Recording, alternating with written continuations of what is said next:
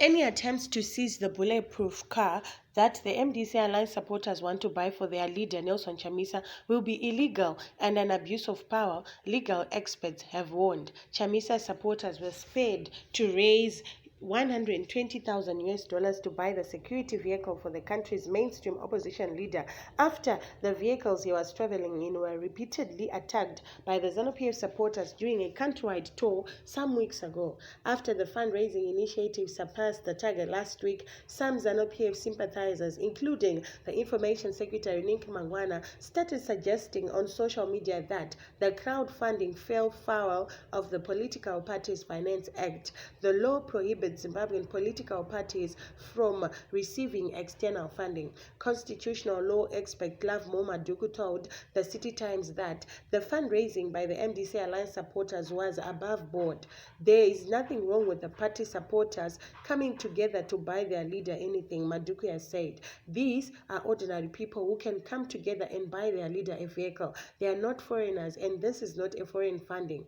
It is not prohibited under the said act, and it will also be evil if anyone prohibits that initiative by the supporters. It's like when you're on a campaign trail and someone wants to cook for you or provide transport for you. It is not prohibited and cannot be prohibited by the Political Party Finance Act or any other law. There is no way they can impound this. It will be an abuse of power and very illegal. There is no provision that allows that. When a vehicle comes, as long as it pays duty and all those other things, they cannot do anything.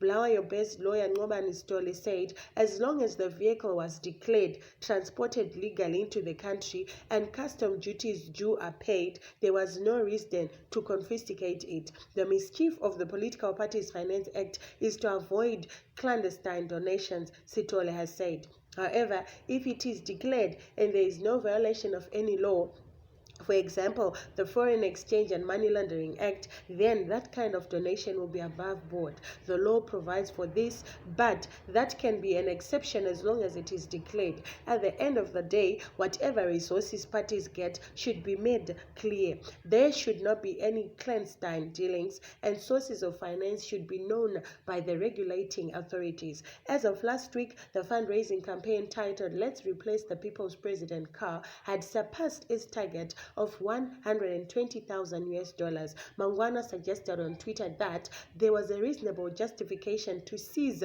the car in the same manner the late former MDCT leader Morgan Tsvangirai's BMW X5 was impounded by authorities in Lupane, Matabeleland North Province in 2008. The car has been parked at a police station since then.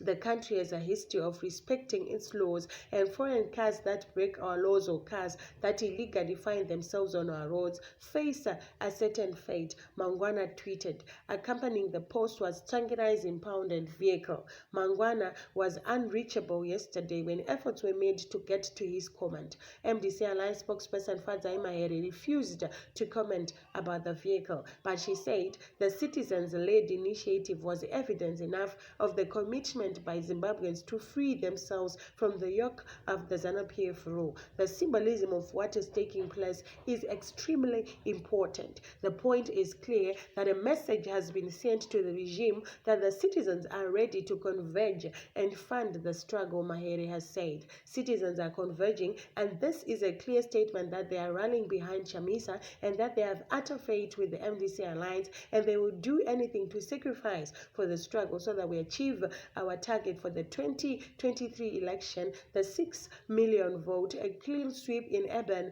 and rural councils. That is what the citizens are communicating with this initiative.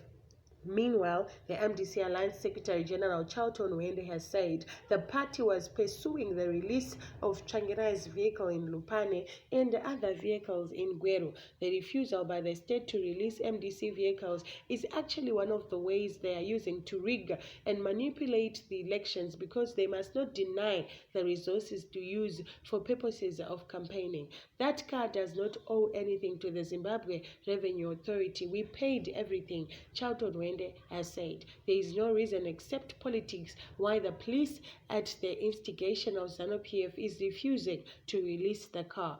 This happened when we also tried to import T-shirts for a campaign in 2018. Locally, they have taken our offices, our money, and they do not want us to have anything at all to use to campaign. So it is part of their broader strategy to manipulate the election. The police impounded Tsvangirai South African registered bulletproof BMW X5 towards the June 2008 elections, claiming that the car was not properly imported into the country. The vehicle was donated to Tsvangirai by a South African friend, Adrian Espage, following reports of an assassination plot against the once